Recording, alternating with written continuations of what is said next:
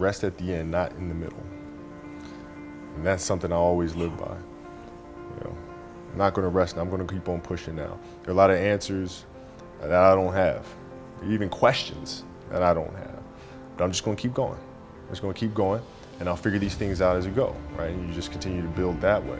So I try to live by that all the time.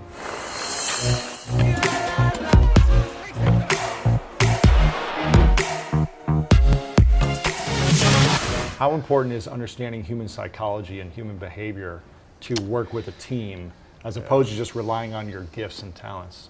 It's probably the most important thing. When you're in this culture in our society, you can do some phenomenal things individually, but they'll never reach their full potential unless you do them collectively. And you have to figure out how to do that. And Phil Jackson was great at that. And Phil, he wouldn't just coach the team or coach the game, but he'd read everything about every single player. Really? You learn about your history, how you grew up, how you were raised, where were you raised. He'll read every interview, and he'll learn about you, and gives him a better understanding of what's motivating you, or what your insecurities are, right? And then it just helps him communicate with you better, or even push a button here if he needs to. When did you learn that it was important to understand who your teammates are, what their likes or dislikes are? Was that in high school for you or more? No, it was, I learned it from Phil. There was a stretch in '03 where Shaq was out with an injury. And Phil called me up to his office and said, okay, we need you to really turn on the afterburners and start scoring the ball if we have to win. So I did, and I wound up scoring, I think it was 9 straight games with 40-plus points. 9 straight? 9 straight games. And then Shaq comes back, second to last game of that. And then Phil calls me up to his office and says, Kobe, okay, I need you to dial it back. I'm like, why? Like, we're winning. I don't understand. It's because our goal is to win a championship. And we can get through the Western Conference with you playing this way. But in the East, we can dominate them inside with Shaq in the post. But if you continue to do this, we'll lose Shaq. We'll lose him. His motivation, his excitement. What triggers him, right? So I need you to pull back so we can pull Shaq forward for June. Wow. And I just looked at him like, this is one smart dude. Wow, that's really smart. Yeah, it's one smart dude, man. So I pulled it back. Wow. Yeah. What do you think has been the greatest challenge you've had since leaving the game? The greatest challenge. I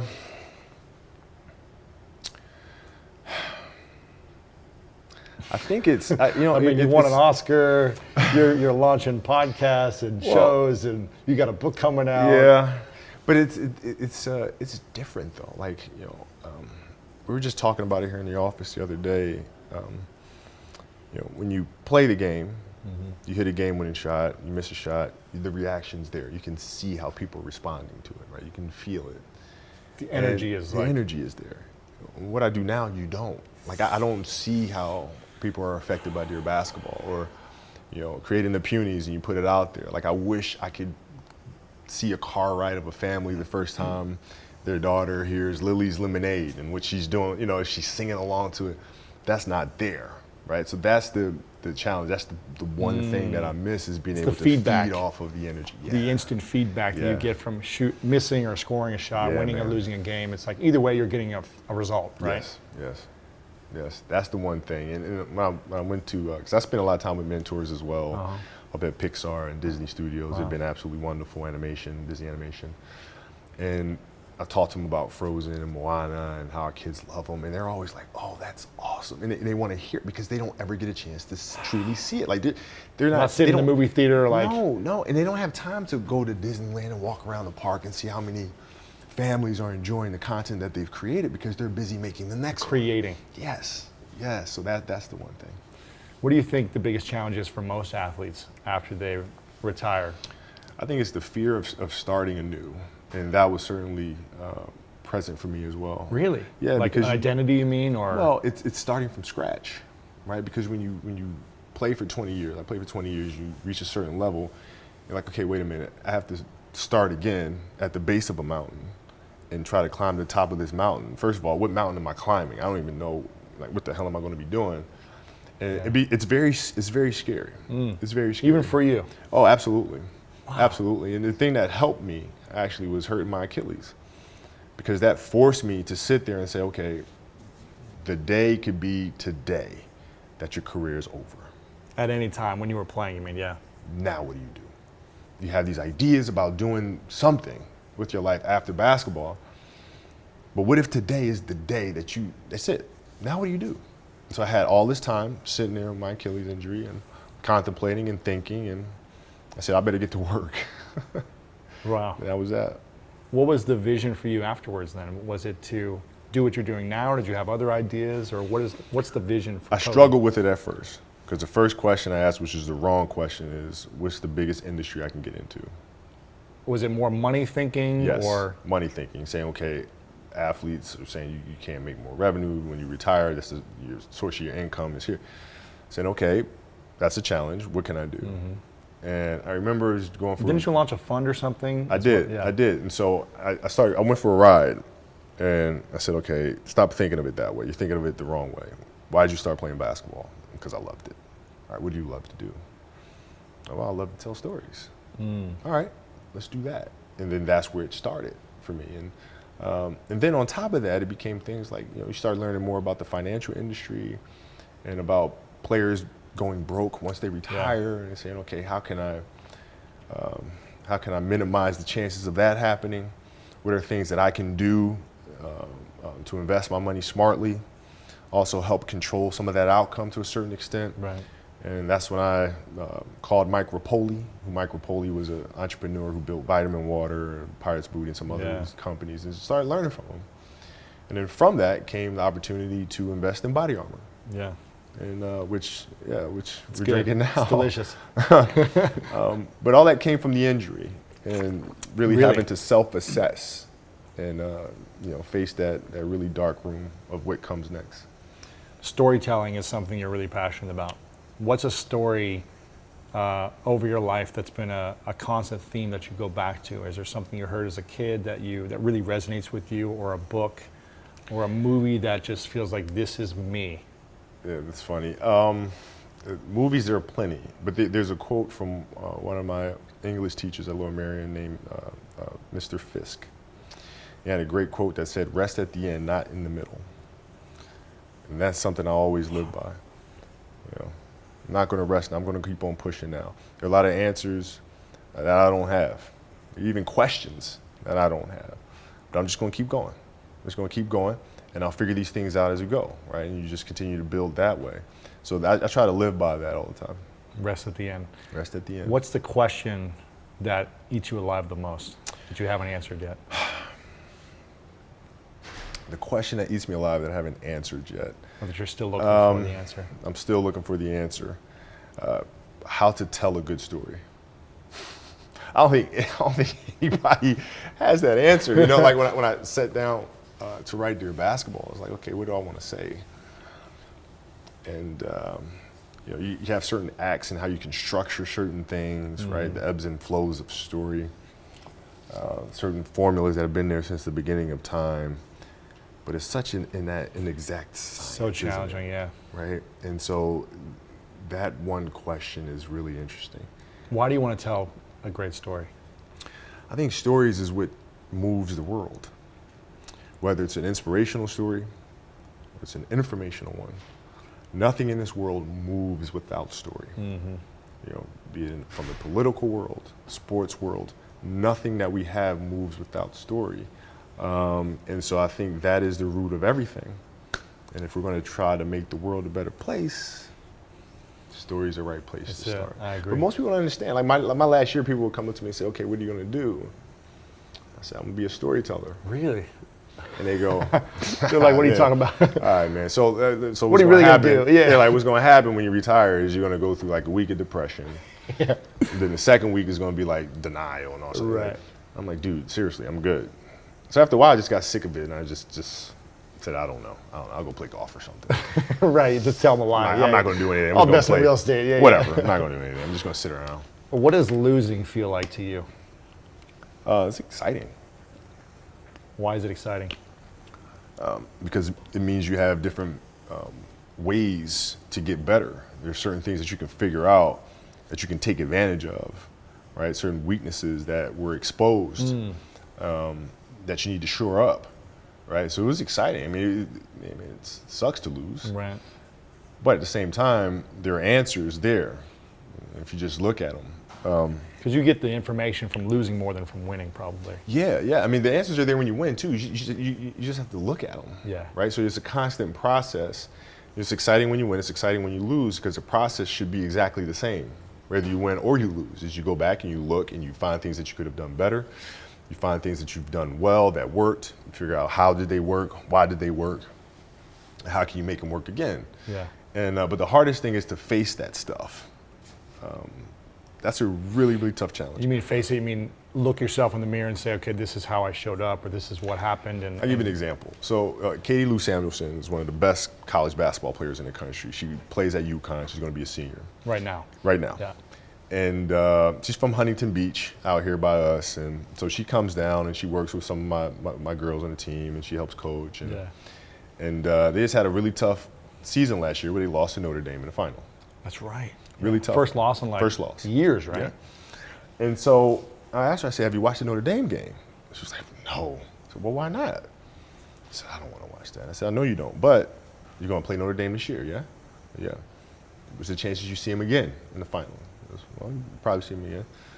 I said, well, you can't show up and play them without knowing why you lost that one, right? So, you know, the mistakes that you've made in that game, you have to do the hard stuff and watch that game and study that game to not make those mistakes over and over again just because you weren't brave enough to face it. So she came down to the office. I brought her down to the office and we sat down, we watched that game together. Wow.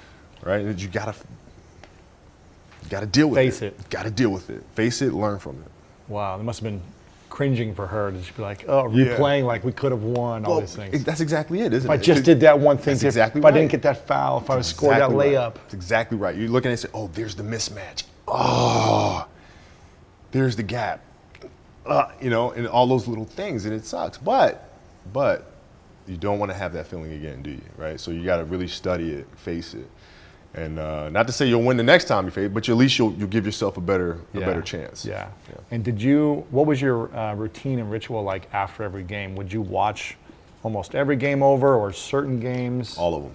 Every game you Every game. watch? Every game. The whole game back? The whole game. No So, way. Yeah. So it started with me when I was when Phil Jackson's his first year here with the Lakers. One of his assistant coaches, his name was Tex Winter, and I call him Yoda. I mean, he was like 82 when he got here. Wow. And he was responsible for teaching me the triangle offense. How old were you then? I was 21. So 3 years, 4 years in the league? Yeah, or? so about my fourth year in the league. Okay. And so I go up to his room, and this is when there were no iPads or anything like that, right? Right. So when you're on the road, VHS tapes, you have to call down to the front desk, and they have to bring up the TV Right. with the whole, the rolly thing and the Yeah. VHS and the cassette tape. You pop it in, and I thought we were going to watch what we call touches. So watch all your touches when you have the ball, all the decisions you make, good ones and bad. No, we're watching the start of the game Oh my to gosh. the end of the game, and not like the TV feed. We're watching the in-arena feed, the layup line, the timeouts. Oh my gosh. Yeah, rewinding, stopping, fast forward, rewinding, slow motion, every little thing, every game of that season with the 82-year-old Yoda, Oh my gosh. who is as brutally honest as you can get. What did that teach you that season? It taught me to look at detail. Right, look at things at their smallest. Right, look at body language. Look at the energy between players, our team and the other team. Wow. Right, look at the tactics. Look at the overall strategy, and then look at how tactically things are manifesting themselves. And because I watched so much film, then it gave me the ability to see game in real time as if I was watching film. Wow. Where I can see pop, pop, pop, pop, pop, pop, pop, pop. Because a lot of times the game starts moving really fast. But if you train yourself to watch hours and hours of film, the game's not moving that fast anymore. You can really recognize who's doing what and why. Then you can position guys in the right places in real time. Seeing it before it happens. Yes. Yeah. We, in football, we'd watch it once a week, game film, Mm-hmm. but not, after every game. It was only one game a week. You got Yeah. like three a week sometimes. Yeah, you gotta go. And It's go time. I know Tom Brady's obsessive over game film as well. I Yep. mean, watching his show that came out, Tom vs. Time, was all about him just in there studying. Mm-hmm. Even months after the game, he's studying to prepare, right? It's just Yep. like he's It's obsessive. nonstop. And that's one of the keys, you think? It's like if you're not watching film, whether it be as a speaker on stage or a performer and a musician, if you're not watching yourself back. You gotta learn, man. I mean, Yeah. Beyonce's the same thing. Really?